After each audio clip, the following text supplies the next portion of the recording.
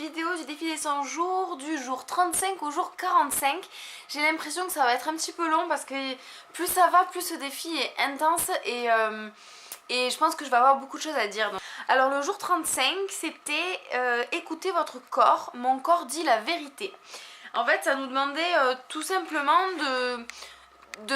c'était un peu comme une méditation, simplement se poser, écouter et ressentir ce qui se passe dans notre corps. Quand on y prête attention, notre corps nous le dit quand on est fatigué. Qu'est-ce que j'avais? Mal aux jambes, au dos, à la tête, je sentais des pincements à certains endroits, des fourmillements et comme des sueurs, suivant ce que je faisais. Voilà, donc effectivement, en prenant le temps de s'écouter, on peut avoir des petits messages. Alors là, je sais pas si ça relève de l'intuition, mais voilà, quand on sent qu'on a les jambes lourdes et que quand on se repose un peu, on a des fourmillements dans les jambes ou les pieds peut-être, ça peut vouloir dire qu'on est fatigué et qu'il faut arrêter. Le jour 36, voyez au-delà des apparences. L'affirmation du jour, c'était « Je suis très attentif à l'énergie des autres en évitant de m'égarer sous son emprise ». Ça fait partie des défis que je trouve assez difficiles parce que j'ai du mal en fait à voir ce que les autres ressentent. Des fois c'est évident, mais c'est pas si facile que ça quand on veut être précis. Sur ce jour-là, j'avais réussi mon défi, en tout cas je l'avais réalisé et j'avais pris une bonne décision, mais à vrai dire, j'ai pas écrit ce que c'était et même moi j'ai oublié, je sais plus ce que c'était. J'avais juste marqué dans la partie observation qu'il fallait que j'approfondisse l'intuition avec les autres, comme je vous ai dit, parce que je suis pas du tout au point par rapport à ça. Le jour 37, c'était autorisez-vous à vous interroger. Donc c'était je me demande si voilà, et là on pose des questions. Je me demande si je ferais mieux de prendre un parapluie avant de partir. Ou alors je me demande si ça va bien se passer avec cette personne, est-ce qu'elle va être gentille. Je me demande si je connais du monde à cette soirée. En se posant des questions, on ressent parfois la réponse en nous, ou alors on s'en souvient ou ça nous vient à l'esprit ou je ne sais pas comment, ou alors on ressent la réponse. Moi j'ai dit que c'était très facile pour moi ce défi là parce que je me pose de toute façon 50 milliards de questions à la minute, donc un défi qui me demande de poser des questions sur ce qui m'entoure, bon ben c'est pas très compliqué pour moi. Je n'ai pas eu de réaction flagrante, seulement des frissons sur certaines questions et j'ai mis que c'était comme si mon corps se mettait à vibrer pour répondre aux questions que je posais. Ça voulait dire oui en fait. Alors je sais plus quelles questions je m'étais posée, mais je m'étais posé certaines questions et à des moments je sentais comme un frisson qui me parcourait après avoir posé cette question à haute voix.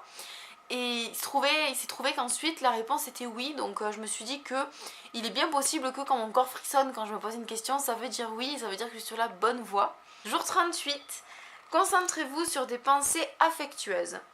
Voilà, c'était je m'aime, j'aime les autres, voilà, c'était tout ça. Donc c'était un petit peu un défi sur la loi de l'attraction, comme quoi quand on est dans l'amour et qu'on diffuse de l'amour, ben on reçoit aussi de l'amour. Le défi a été réussi sans souci.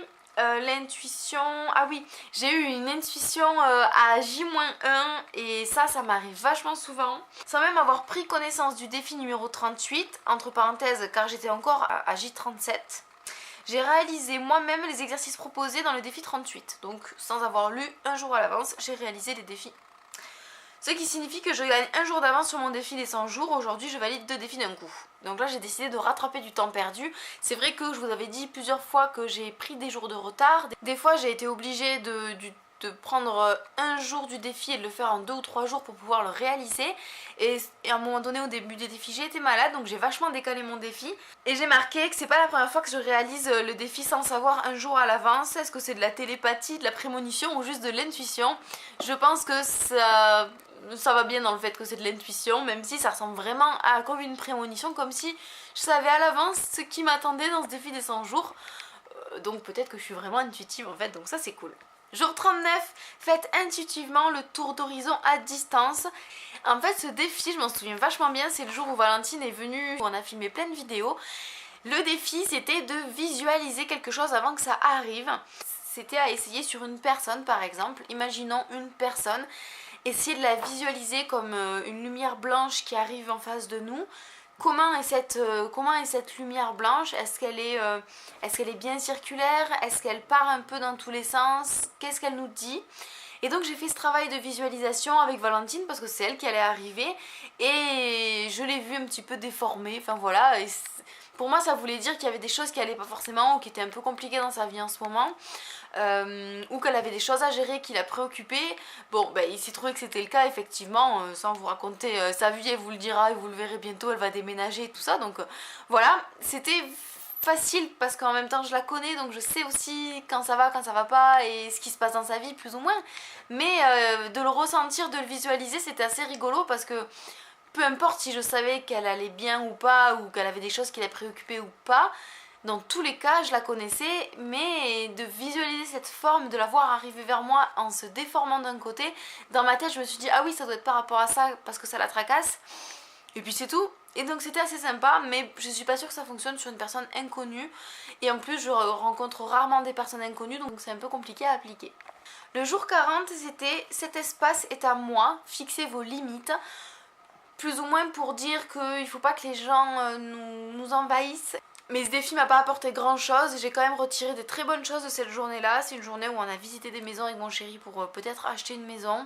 Bon, au final ça se concrétise pas, mais ça a été une très bonne journée et j'en ai gardé de bons souvenirs en tout cas. Et ensuite on passe à la partie 3.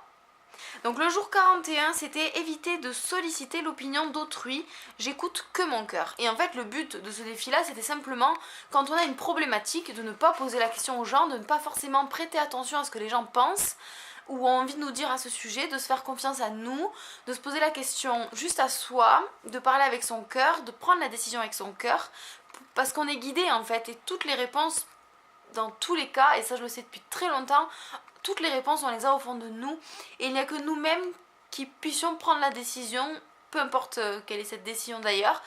Après, l'avis des autres est toujours très important, on peut aider à se décider ou à décanter une situation ou à agrémenter un débat qui peut aider à choisir, à faire prendre une décision.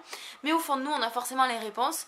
Ce défi-là, aujourd'hui, permettait simplement de squeezer la partie, je prends l'avis de tout le monde pour réfléchir, juste je respire, je me concentre sur ce que je ressens, je me pose la question et suivant ce que je ressens, je prends la décision toute seule avec mon cœur.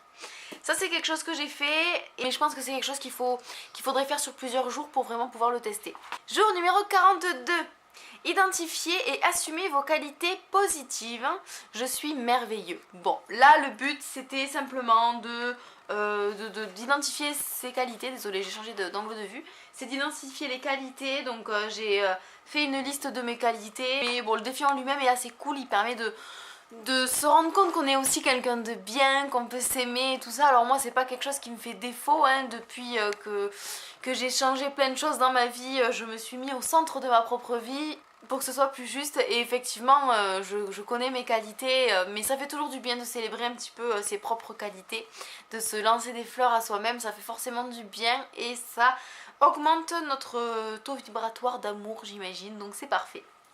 Jour 43, je suis si reconnaissante d'avoir de l'intuition. Faites preuve de reconnaissance. Donc là, c'était la journée mondiale de la reconnaissance. Non, c'est pas vrai, peut-être pas, mais en tout cas, là, c'était la journée pour laquelle il fallait faire preuve de reconnaissance pour tout ce qui nous entoure. Ce qui est assez facile dans mon cas, parce que de toute façon, je fais preuve de reconnaissance pour 5 éléments par jour depuis ce défi et avant ça faisait presque 9 mois que je le faisais pour 3 éléments tous les jours aussi, donc ça fait du bien de faire preuve de reconnaissance et en fait j'ai essayé de faire preuve de reconnaissance d'absolument tout ce qui passait par là pendant ma journée, tout, les objets, les événements, les gens, tout, qu'ils soient positifs ou négatifs, je voyais que le positif et j'étais reconnaissante pour ça, donc c'était une journée pleine de gratitude qui fait beaucoup de bien. Jour 44, recherchez des exemples à suivre. Le but ce jour-là était de lister les personnes connues qui font preuve d'intuition et qui suivent leur intuition. Concrètement, j'ai pas réalisé ce défi plus que ça, j'ai marqué Lilou Massé parce que bon ben voilà, tout va bien, Sonia Chouquette bien sûr, j'ai mis des personnes de ma famille, c'est des personnes dont je suis certaine qu'elles suivent leur intuition, mais il n'y a pas grand monde et c'est pas des personnes célèbres, les personnes de ma famille, donc ça compte pas. Voilà, donc j'ai mis que le défi était un peu nul parce que ça m'inspire pas et ça me dit rien moi d'aller chercher sur internet qui est-ce qui a de l'intuition et qui le suit. Ça m'intéresse pas tant que ça. Et le jour 45, passer à l'action en suivant 2 intuitions. Voilà, donc c'était j'ai peur, mais malgré tout, j'agis en fonction de mes intuitions. Donc il fallait sélectionner 2 intuitions dans la journée et agir. Alors mon intuition numéro 1, c'était de parler avec une copine, parce que j'avais l'impression qu'il fallait que je le fasse, donc je l'ai fait. Mais j'ai l'impression que ça a été plus négatif que positif. Et ça, c'est ce que j'ai écrit le jour même. Et maintenant qu'il s'est passé quelques jours, je peux vous assurer que ça a été plus négatif que positif. J'aurais mieux fait de ne pas lui parler. Donc c'était une intuition mal gérée, on va dire, parce que aller lui parler n'était pas une erreur, c'est la façon dont je lui ai parlé et le fait que je n'ai pas consacré assez de temps à cette discussion pour la rendre très précise, qui fait que ça a déclenché des choses qui j'aurais souhaité qu'ils ne se déclenchent pas. Donc voilà, comme quoi j'ai des fois de l'intuition, mais je gère pas assez bien. Deuxième intuition, j'ai fait preuve d'honnêteté radicale avec mon chéri et ça a payé, je ne sais plus du tout pourquoi. Mais oui, j'ai fait preuve d'honnêteté radicale.